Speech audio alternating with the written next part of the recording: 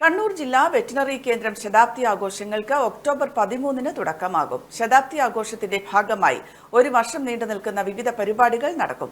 October 13-ന് രാവിലെ മൃഗസംരക്ഷണ വകുപ്പ് മന്ത്രി ജെ ചിഞ്ചു റാണി ശതാബ്ദി ആഘോഷത്തിന്റെ ഉദ്ഘാടനം നിർവഹിക്കുമെന്ന് ജില്ലാ മൃഗസംരക്ഷണ വകുപ്പ് ഓഫീസർ ഡോക്ടർ എസ് അനിൽകുമാർ വാർത്താസമ്മേളനത്തിൽ പറഞ്ഞു.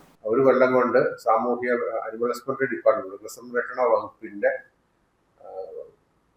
പൊതുജനങ്ങൾക്ക് ഉള്ള ഇമ്പാക്റ്റ് ഉണ്ടാകുന്ന രീതിയിൽ ഒരു 100 പ്രവർത്തനങ്ങളെങ്കിലും നമ്മളത് ഇതിന്റെ പാർട്ടായിട്ട് പ്ലാൻ ചെയ്യുന്നുണ്ട്.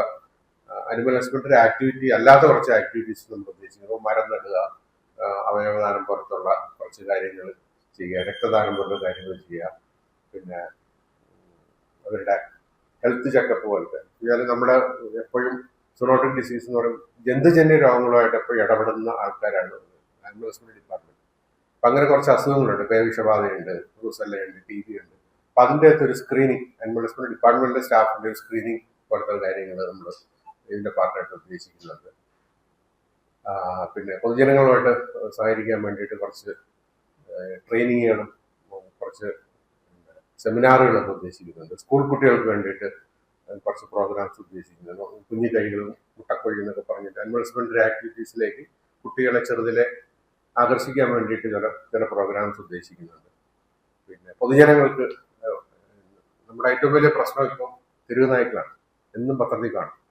അപ്പം അതിൽ നമ്മളുടെ ഒരു പാർട്ടും കൂടിയുണ്ട്. അപ്പം ജനങ്ങളുമായിട്ട് എങ്ങനെ റോഡിലിറങ്ങിയാൽ നമ്മുടെ എന്താ പറയുക എങ്ങനെ പെരുമാറണം എന്നുള്ള ഒരു വണ്ടി ഇടിക്കാതെ എങ്ങനെ പോകണം എന്നുള്ള ഒരു ബേസിക് നോളജ് നമുക്കുണ്ട്. പക്ഷെ മൃഗങ്ങളുമായിട്ട് എങ്ങനെ പെരുമാറണം എന്നുള്ള ഒരു ബേസിക് നോളജ് കുട്ടികൾക്ക് പോലും ഇല്ല എന്നുള്ളതാണ് സത്യം.